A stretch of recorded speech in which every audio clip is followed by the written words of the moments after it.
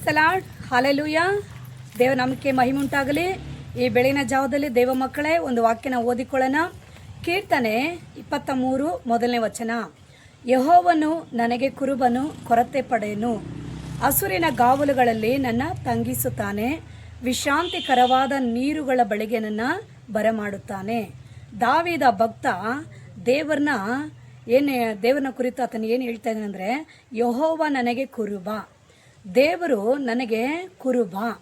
ಆಗ ನಾನೇನಾಗಿದ್ದೀನಂದರೆ ಆತನ ನನಗೆ ಕುರುಬನಾದರೆ ನನಗೆ ಯಾವ ಕೊರತೆಯೂ ಇರೋದಿಲ್ಲ. ನೋಡ್ರಿ, ಒಬ್ಬ ಕುರುಬ ತನ್ನ ಕುರಿಗಳನ್ನು ಮೇಯಿಸಲು ಏನು ಮಾಡ್ತಾನಂದರೆ, ಆತನು ಅನೇಕ ಸ್ಥಳಗಳಲ್ಲಿ ನಾವು ನೋಡುವಾಗೆ ತುಂಬ ಜನ ಕುರಿಗಳನ್ನ ಹೊಡ್ಕೊಂಡು ಹೋಗಿ ಹಸಿರಾದ ಹುಲ್ಲಿರುವಂಥ ಸ್ಥಳಗಳಿಗೆ ಆ ಕುರಿಗಳನ್ನ ಹೊಡ್ಕೊಂಡು ಹೋಗ್ತಾರೆ. ಬೆಳಗಿಂದ ಸಂಜೆವರೆಗೂ ಚೆನ್ನಾಗಿ ಹಸಿರಾದ ಹುಲ್ಲನ್ನು ಆ ಕುರಿಗಳು ಚೆನ್ನಾಗಿ ಮೇಯ್ದು ತಿಂದು ಹೊಟ್ಟೆ ತುಂಬಿಸ್ಕೊಂಡು ಪುಷ್ಟಿ ಆಗುತ್ತೆ. ಮತ್ತು ನೋಡುವಾಗೆ ಒಂದು ಒಳ್ಳೆ ಚೆನ್ನಾಗಿರುವಂಥ ನೀರಿನ ಬಳಿಗೆ ಆ ಕುರುಬ ತನ್ನ ಕುರಿಗಳನ್ನ ಕರೆದುಕೊಂಡು ಹೋಗ್ತಾನೆ. ಆ ಕುರಿಗಳು ಆ ನೀರಿನ ಬಳಿಗೆ ಹೋಗಿ ಏನು ಮಾಡ್ತವೆ, ಅವುಗಳು ಚೆನ್ನಾಗಿ ಇರುವಂಥ ನೀರುಗಳನ್ನ ಕುಡಿತಾವೆ.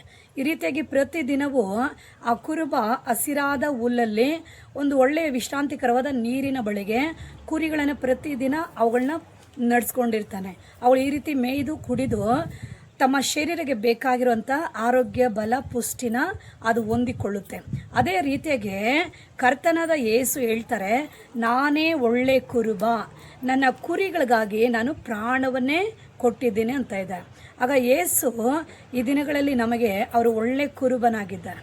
ಯೇಸು ನಮಗೆ ಒಳ್ಳೆ ಕುರುಬನಾಗಿರುವಾಗೆ ಕುರಿಗಳಾಗಿರುವಂಥ ದೇವ ಜನರು ಯೇಸು ಸ್ವಾಮಿ ಏನು ಮಾಡ್ತಾರೆ, ಅವರುಗಳನ್ನು ಮೇಯಿಸುವನಾಗಿರ್ತಾನೆ. ಯಾವ ರೀತಿಯಾಗಿ ಅಂದರೆ, ಒಬ್ಬ ಸೇವಕನ್ನ ಅಂದರೆ ಒಬ್ಬ ಕುರುಬನಾದ ಸೇವಕನ್ನ ಇಟ್ಟು ಅವರ ಮೂಲಕವಾಗಿ ದೇವರು ಸತ್ಯವೇದದಲ್ಲಿರೋಂಥ ಹಸಿರಾದ ಹುಲ್ಲು ಅಂದರೆ ದೇವರ ವಾಕ್ಯಗಳನ್ನು ಅವರು ನಮಗೆ ಬೋಧಿಸಿ ಆ ಒಂದು ಆಹಾರದಲ್ಲಿ ನಮ್ಮನ್ನವರು ನಡೆಸುವರಾಗಿರ್ತಾರೆ. ಮತ್ತು ಹಸಿರಾದ ಒಂದು ಹುಲ್ಲು ಮತ್ತು ನೋಡುವಾಗೆ ತಂಪಾದ ಒಂದು ನೀರು ಹುಲ್ಲು. ಹಾಲೆಲೂಯ. ಇದು ಯಾವ ರೀತಿಯಾಗಿ ಲೋಕದ ಪ್ರಕಾರವಾದ ಕುರಿಗಳು ಮೇಯ್ದು ಕುಡಿದು ಪುಷ್ಟಿ ಆಗ್ತವೋ ಅದೇ ರೀತಿಯಾಗಿ ದೇವರ ವಾಕ್ಯವು ಅಭಿಷೇಕವು. ನಾವು ದೇವರ ವಾಕ್ಯಗಳನ್ನು ಹೊಂದಿಕೊಂಡು ಅಭಿಷೇಕವನ್ನು ನಾವು ಹೊಂದಿಕೊಂಡು ಈ ರೀತಿಯಾಗಿ ನಾವು ಪುಷ್ಟಿವಂತರಾಗಿ ದೇವರಲ್ಲಿ ನಾವು ಬೆಳೆದು ದೇವರಿಗೆ ನಾವು ಏನು ಮಾಡಬೇಕಂತೆ, ಹಾಲೆಲೂಯ, ಮರಿಗಳು ಅಂದರೆ ಕುರಿ ಚೆನ್ನಾಗಿ ಪುಷ್ಟಿ ಆದಮೇಲೆ ಅದು ಹಾಗೆ ಹೋಗ್ತಾ ಏನಾಗುತ್ತೆ ಅಂದರೆ ಮರಿ ಹಾಕೋಕ್ಕೆ ಸ್ಟಾರ್ಟ್ ಮಾಡಿಬಿಡುತ್ತೆ. ಅದೇ ರೀತಿಯಾಗಿ ಸತ್ಯದಲ್ಲಿ ದೇವರ ಆತ್ಮನ ಬಲದಲ್ಲಿ ಜ್ಞಾನದಲ್ಲಿ ನಾವು ಬೆಳೆದ ನಂತರ ದೇವರ ಮಹಿಮೆಗಾಗಿ ನಾವು ಮಕ್ಕಳನ್ನ ಆದಾಯ ಮಾಡೋರಾಗಿರಬೇಕು. ಎಷ್ಟೋ ಜನ ಒಳ್ಳೆ ಆಹಾರ ಅಂದರೆ ದೇವರ ವಾಕ್ಯ ಇಲ್ಲದೆ, ಒಳ್ಳೆ ಒಂದು ನೀರು ಅಭಿಷೇಕ ಇಲ್ಲದೆ ಲೋಕದ ಪ್ರಕಾರವಾಗಿ ಎಷ್ಟೋ ಮಾತುಗಳು, ಬೋಧನೆಗಳು, ಎಷ್ಟೋ ಉಪದೇಶಗಳು, ಅವುಗಳು ಯಾವುದು ಆ ಮಕ್ಕಳ ಜೀವಿತಕ್ಕೂ ಒಂದು ಆಶೀರ್ವಾದ, ಆತ್ಮೀಯ ಬಲ, ಒಂದು ಸ್ವರ್ಗಕ್ಕೆ ಹೋಗುವಂಥ ಒಂದು ಒಳ್ಳೆಯ ಮಾರ್ಗವನ್ನು ಅವರು ಹೊಂದಿಕೊಳ್ಳದೆ ಹೋಗಿಬಿಡ್ತಾರೆ.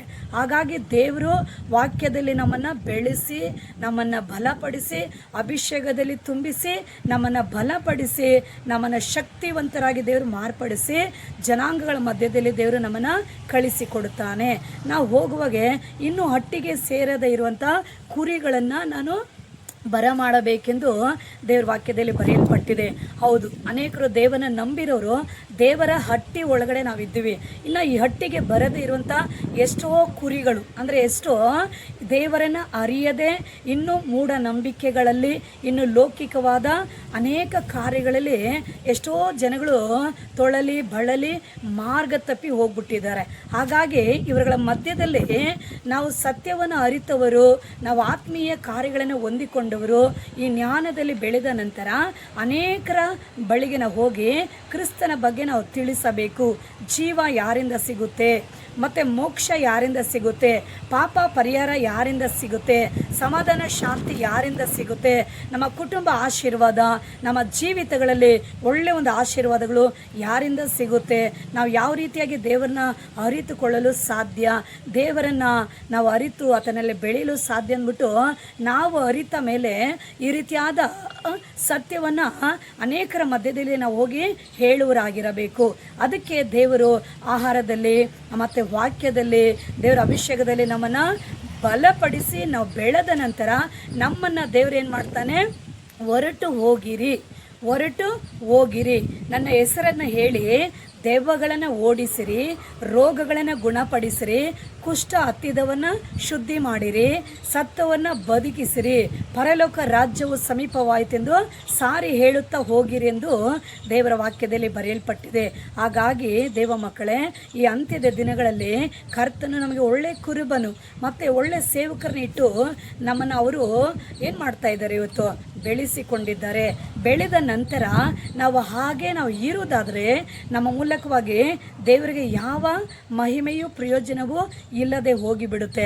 ಹಾಗಾಗಿ ಈ ರೀತಿಯಾಗಿ ಕೇಳಿ ಬೆಳೆದ ನಂತರ ನಾವು ದೇವರ ರಾಜ್ಯದ ಕಾರ್ಯಗಳಿಗಾಗಿ ಪ್ರಯಾಸ ಪಡುವರಾಗಿ ನಾವು ಇರಬೇಕು. ನಾವು ಈ ರೀತಿಯಾಗಿ ನಾವು ಮಾಡುವಾಗೆ ನಮ್ಮನ್ನು ದೇವರು ಏನು ಮಾಡ್ತಾ ಇದ್ದಾನೆ, ಅನೇಕ ಆತ್ಮೀಯ ವಿಷಯಗಳಲ್ಲಿ ಇನ್ನೂ ಹೆಚ್ಚು ರೀತಿಯಾಗಿ ನಮ್ಮನ್ನು ಬಲಪಡಿಸಲು ಶಕ್ತಿವಂತನಾಗಿದ್ದಾನೆ. ಹಲ್ಲೆಲೂಯಾ.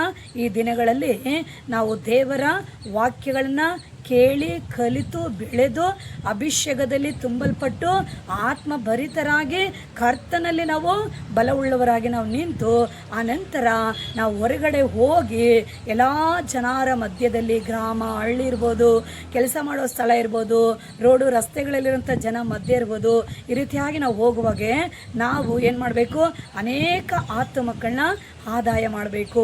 ಪಾಪದಲ್ಲಿ ಇರೋರನ್ನ ಆದಾಯ ಮಾಡಬೇಕು, ಸಾಂಘ್ಯ ಸಂಪ್ರದಾಯಗಳಲ್ಲಿರೋರನ್ನ ಆದಾಯ ಮಾಡಬೇಕು, ದೇವರನ್ನ ಅರಿಯದೇ ಇರೋರನ್ನ ಆದಾಯ ಮಾಡಬೇಕು, ರೋಗಗಳಲ್ಲಿ ಅನೇಕ ಬಡತನಗಳಲ್ಲಿ ಸಮಾಧಾನ ಇಲ್ಲದೆ ನೆಮ್ಮದಿ ಇಲ್ಲದಿರೋ ಇರೋಂಥ ಮಕ್ಕಳನ್ನ ನಾವು ಆದಾಯ ಮಾಡಿ ದೇವರ ರಾಜ್ಯದ ಕಾರ್ಯಗಳಿಗಾಗಿ ನಾವು ಅವ್ರನ್ನ ತರುವರಾಗಿ ನಾವು ಇರಬೇಕು. ಅದಕ್ಕೆ ದೇವರು ನಮ್ಮನ್ನು ಏನು ಮಾಡ್ತಾನೆ, ವಾಕ್ಯದಲ್ಲಿ ಅಭಿಷೇಕದಲ್ಲಿ ನಮ್ಮನ್ನು ಬೆಳೆಸಿ ಬಲಪಡಿಸಿ ಅನಂತರ ದೇವರು ನಮ್ಮನ್ನು ಹೊರಗಡೆ ಕಳಿಸ್ತಾರೆ. ನಾವು ಹೊರಗಡೆ ಹೋಗುವಾಗೆ ಈ ರೀತಿಯಾಗಿ ಮಕ್ಕಳನ್ನ ಆದಾಯ ಮಾಡುವಾಗೆ ದೇವರ ರಾಜ್ಯ ಮಹಿಮೆ, ದೇವರ ರಾಜ್ಯನ ಪ್ರಸಿದ್ಧಿಪಡಿಸಿ ಮಕ್ಕಳನ್ನ ಆದಾಯ ಮಾಡಿ ಆ ಪರಲೋಕದ ಒಂದು ಕಾರ್ಯಗಳನ್ನ ಈ ಭೂಮಿಯ ಮೇಲೆ ನಾವು ತರುವರಾಗಿ ನಾವು ಇರಬೇಕು. ಅದಕ್ಕಾಗಿ ದೇವರು ನಮ್ಮನ್ನು ಆರಿಸ್ಕೊಂಡ, ಅದಕ್ಕಾಗಿ ದೇವರು ನಮ್ಮನ್ನು ನೇಮಿಸಿದ್ದಾನೆ, ಅದಕ್ಕಾಗಿ ದೇವರು ನಮ್ಮನ್ನು ಅಭಿಷೇಕ ಮಾಡಿದ್ದಾನೆ, ಅದಕ್ಕಾಗಿ ಇವತ್ತು ದೇವರು ನಮ್ಮನ್ನು ರೂಪಿಸಿಕೊಂಡಿದ್ದಾನೆ. ಇನ್ನು ನಾವು ಮೌನವಾಗಿರಬಾರ್ದು, ನಾವು ಕುಳಿತಿರೋ ಜಾಗಗಳಲ್ಲಿ ಕುಳಿತಿರಬಾರ್ದು, ಹೊರಡಬೇಕು. ಯೇಸು ಕ್ರಿಸ್ತನಿಗಾಗಿ ಹೊರಡಬೇಕು. ಯೇಸು ಕ್ರಿಸ್ತನಿಗಾಗಿ ನಾವು ಈ ದಿನಗಳಲ್ಲಿ ಹೊರಟು ಹೋಗಿ ಎಲ್ಲ ಜನರಿಗೂ ಸುವಾರ್ತೆನ ಸಾರಿ ತಂದೆ ಕುಮಾರ ಪರಿಶುದ್ಧಾತ್ಮನ ಹೆಸರಿನಲ್ಲಿ ಅವ್ರಿಗೆ ದೀಕ್ಷಾಸ್ತಾನ ಮಾಡಿಸಿ ಯೇಸು ನಮಗೆ ಬೋಧಿಸೋದನ್ನೆಲ್ಲ ನಾವು ಅವರಿಗೆ ಉಪದೇಶ ಮಾಡುವರಾಗಿರಬೇಕು. ಹೀಗೆ ನಾವು ಮಾಡುವಾಗೆ ನಿಮ್ಮ ಮೂಲಕವಾಗಿ ದೇವರು ಅದ್ಭುತಗಳನ್ನು ಮಾಡ್ತಾನೆ, ದೆವ್ವಗಳನ್ನ ಓಡಿಸ್ತಾನೆ, ರೋಗಗಳನ್ನ ಗುಣಪಡಿಸ್ತಾನೆ. ಅನೇಕ ಆತ್ಮಕ್ಕಳನ್ನ ನೀವು ಆದಾಯ ಮಾಡ್ತೀರಾ. ಪರಲೋಕ ರಾಜ್ಯದಲ್ಲಿ ನಿಮಗೆ ಜೀವದ ಕಿರೀಟ, ಜಯಮಾಲೆಗಳು, ಮುತ್ತು, ಈ ರೀತಿ ಅನೇಕ ಸ್ಥಾನಗಳು ಪರಲೋಕದಲ್ಲಿ ನೀವು ಹೊಂದಿಕೊಳ್ಳಲು ಸಾಧ್ಯವಾಗುತ್ತೆ. ದೇವ ಮಕ್ಕಳೇ, ಕರ್ತನಿಗೆ ಮಹಿಮುಂಟಾಗಲಿ. ಈ ವಾಕ್ಯಗಳನ್ನು ಕೇಳಿಕೊಂಡಿರಂಥ ನೀವೆಲ್ಲರೂ ಈ ವಾಕ್ಯಗಳನ್ನ ಕೇಳಿ ಧ್ಯಾನಿಸಿ ಗ್ರಹಿಸಿ ವಾಕ್ಯವನ್ನು ಕಾರ್ಯರೂಪದಲ್ಲಿ ಮಾಡಿರಿ. ದೇವರು ಹೆಚ್ಚಾದ ರೀತಿಯಲ್ಲಿ ನಿಮ್ಮನ್ನು ನಡೆಸಲು ಪರಿಶುದ್ಧಾತ್ಮ ದೇವ ನಿಮ್ಮ ಸಂಗಡ ಇರ್ತಾನೆ. ಕಣ್ಮುಚ್ಚಿ ಒಂದು ಸಣ್ಣ ಪ್ರಾರ್ಥನೆ ಮಾಡಿಕೊಳ್ಳೋಣ.